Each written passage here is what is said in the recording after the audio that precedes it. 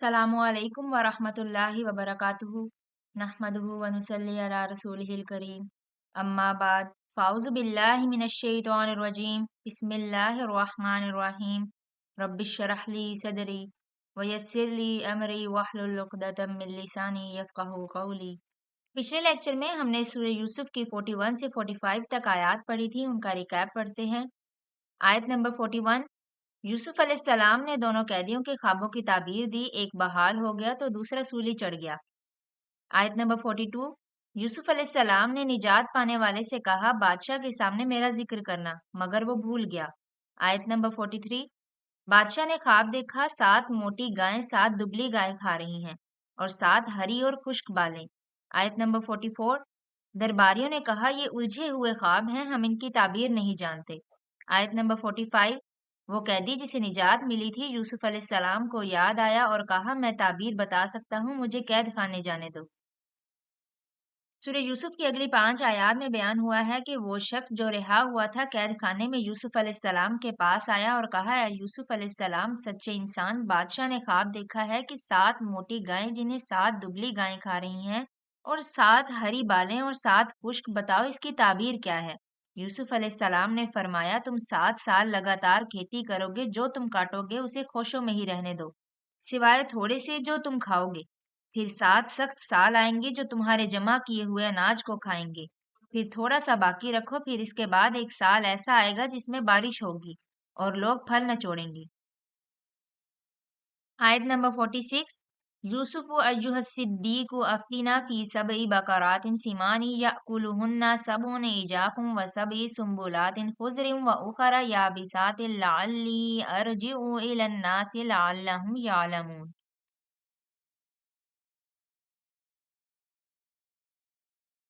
यूसुफ अय्युह सिद्दीक, ए बहुत सच्चे, अफ्तीना हमें बताइए, फी सभी बकरात इन सीमान, इन 7 मोटी गायों के बारे में, याकुलुहुन्ना जिन्हें खा रही हैं, सब उन इजाफ 7 दुबली पतली गायें, व सब व सुम्बुलात इन खुजरिन और 7 सरसब्ज बालियां, व उखरा याबिसात और दूसरी बिल्कुल खुश्क, लाअल्ली ताकि मैं अर्जी लौटूं इलन्नासी लोगों की तरफ, लाअल्लहुम ताकि वो यालमून जान लें। यूसुफ अय्युह सिद्दीकु अफ्तीना फी सबई बकरातिन सिमानी याकुलुहुन्ना सबउन इजाफुम व सबई सुम्बुलातिन खुज़रिन व उखरा याबिसात। ऐ सच्चे यूसुफ, आप हमें इस ख्वाब की ताबीर बताएं कि 7 मोटी गायें हैं जिन्हें 7 दुबली पतली गायें खा रही हैं और 7 बिल्कुल सब्ज बालियां हैं और 7 बिल्कुल खुश्क हैं। लअल्ली अर्जिउ इलन्नासि लअल्लहुम यालमून, ताकि मैं वापस जाकर उन लोगों से कहूँ, शायद कि वो जान लें।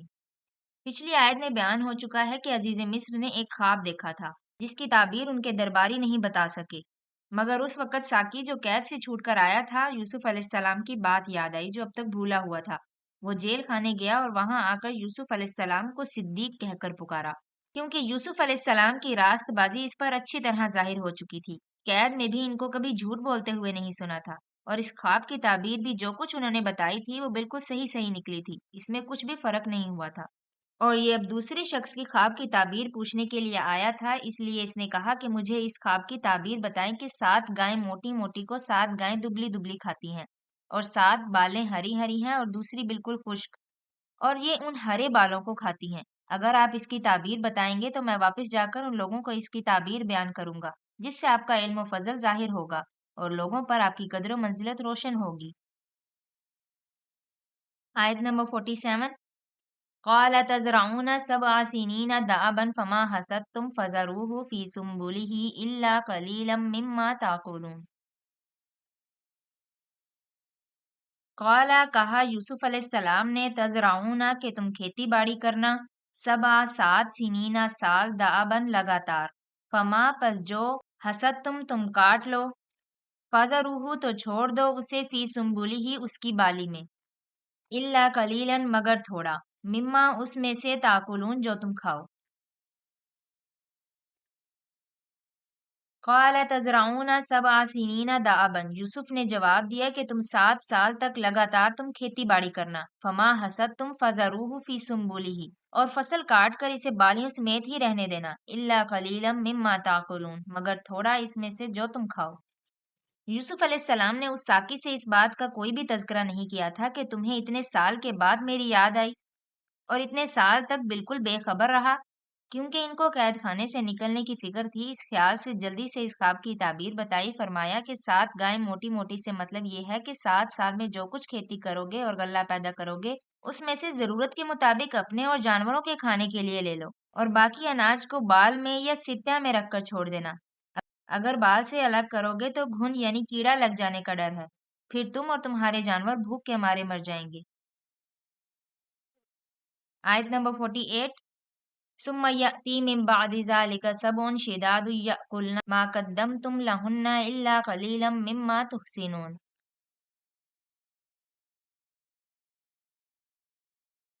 ثم پھر یاتی آئیں گے من بعد ذالک اس کے بعد 7 سال شداد سخت، یاکلنا وہ کھا جائیں گے ما قدم تم جو تم نے پہلے رکھا تھا، لہنا ان کے لیے الا قلیلا مگر تھوڑا، مما اس میں سے جو تحسنون تم محفوظ رکھو گے۔ ثم یاتی من بعد ذالک سبع شداد اس کے بعد 7 سال سخت آئیں گے، یاکلنا ما قدم تم لہنا الا قلیلا اور وہ اس غلے کو کھا جائیں گے جو تم نے ان کے لیے پہلے رکھا تھا مگر تھوڑا، مما تحسنون اس میں سے جو تم محفوظ رکھو گے۔ پھر 7 سال تک لگاتار قحط پڑے گا، پھر اس وقت تمہارا ذخیرہ تمہارے کام آئے گا اور جو کچھ تم نے جمع کر رکھا ہوگا وہ کھا لو گے اور کچھ باقی نہیں رہے گا، بیج کے لیے جو غلہ رکھو گے وہ تو رہے گا، باقی سب کھا لو گے۔ غرض کے خواب کی تعبیر کے ساتھ ساتھ تدبیر بھی بتا گئی۔ آیت نمبر 49، ثم یأتی من بعد ذلك عام فیہ یغاث الناس وفیہ یعصرون۔ ثم پھر یاتی آئے گا من بعد ذالک اس کے بعد عام سال فیہ جس میں یغاثو بارش دیے جائیں گے، الناس لوگ، وفیہ اور اس میں یعصرون وہ رس نچوڑیں گے۔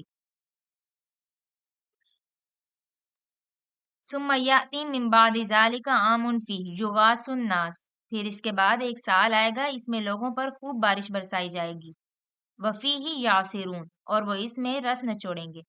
پھر فرمایا کہ اس 7 سال کی قحط سالی کے بعد ایک سال میں ایسی بارش ہوگی کہ ساری زمین تر ہو جائے گی اور سارے شہر سیراب ہو جائیں گے اور اچھا اناج اور میوہ پیدا ہوگا اور لوگ اپنی عادت کے مطابق انگور تل وغیرہ اچھی طرح نچوڑیں گے۔ اور بعض مفسروں نے یہ بھی کہا ہے کہ لوگوں کے جانور خوراک اور چارہ پا کر ایسے توانا ہوں گے کہ دودھ زیادہ دیں گے، یا سیرون میں دودھ کا دوہنا بھی شامل ہے۔ آیت نمبر 50، وقال الملك ائتوني به فلما جاءه الرسول قال ارجع إلى ربك فاسأله ما بال النسوة اللاتي قطعن أيديهن إن ربي بكيدهن عليم۔ وقالا اور کہا المالک بادشاہ نے اوتونی لاؤ میرے پاس بھی اس یوسف کو، فلما پس جب جاءہ اس کے پاس آیا الرسول قاصد، قالا کہا ارجع لوٹ جا الہ کی طرف ربی کا اپنے آقا کے، فسألہ تو اس سے پوچھو، ما بالو کہ کیا حال ہے، نسواتا عورتوں کا، اللتی جنہوں نے قطعنا کاٹ لیے تھے، ایدیہن اپنے ہاتھ، انا بے شک ربی میرا رب بکیدہن ان کی تدبیروں کو، ان کی چالوں کو، علیم جاننے والا ہے۔ وقال الملك ائتوني به فلما جاءه الرسول قال ارجع الى ربك اور بادشاہ نے کہا اسے یوسف کو میرے پاس لاؤ۔ جب قاصد یوسف علیہ السلام کے پاس پہنچا تو یوسف علیہ السلام نے کہا اپنے بادشاہ کے پاس واپس جاؤ، فاسألہ ما بال النسوة اللاتي قطعن أيديهن اور اس سے پوچھو کہ ان عورتوں کا کیا حال ہے جنہوں نے اپنے ہاتھ کاٹ لیے تھے، ان ربی بکیدہن علیم ان کی چال کو جاننے والا میرا رب ہی ہے۔ جب ساقی نے بادشاہ کے دربار میں یوسف علیہ السلام کی تعبیر بیان کی تو بادشاہ مصر کو وہ تعبیر بہت پسند آئی اور یوسف علیہ السلام کے علم و فضل کو اس نے بخوبی پہچان لیا اور جان لیا کہ یہ شخص نہایت ہی صاحب کرامت ہے۔ پھر بادشاہ نے اپنا قاصد یوسف علیہ السلام کو بلانے کے لیے بھیجا کہ ان کو قید خانے سے نکال کر میرے دربار میں لاؤ۔ جب قاصد یوسف علیہ السلام کے پاس پہنچا تو آپ نے قید خانے سے نکلنے سے انکار کر دیا اور کہا کہ جب تک بادشاہ اس بات کی تحقیق نہ کرے کہ میں بے قصوری قید خانے میں داخل ہوا ہوں اور جو تہمت مجھ پر لوگوں نے لگائی ہے اس سے جب تک میں بری نہ ہو جاؤں، اور جب تک بادشاہ یہ بات بھی خوب اچھی طرح نہ جان لے کہ عزیز مصر کی بیوی نے مکر و فریب کر کے مجھے زبردستی قید کرایا ہے، اس وقت تک میں قید خانے سے ہرگز نہیں نکلوں گا۔ اسی بنا پر یوسف علیہ السلام نے یہ بات کہی کہ پہلے ان عورتوں ہی سے اس بات کو پوچھا جائے، جس کی وجہ سے ان عورتوں نے اپنے ہاتھ کاٹ لیے تھے۔ ان آیات سے ہمیں سبق ملتا ہے کہ ایمان، علم اور صبر ہمیشہ کامیابی کا باعث بنتے ہیں۔ حضرت یوسف علیہ السلام نے قید کے مشکل وقت میں بھی اللہ پر بھروسہ رکھا، اور جب موقع آیا تو اپنے علم کو نیکی کے لیے استعمال کیا۔ ان کی بصیرت، سچائی اور حکمت نے بادشاہ تک ان کی پہچان پہنچا دی۔ یہ یاد دہانی ہے کہ اللہ مخلص بندوں کو کبھی ضائع نہیں کرتا۔ مشکلات عارضی ہوتی ہیں لیکن ایمان اور سچائی ہمیشہ قائم رہتی ہے۔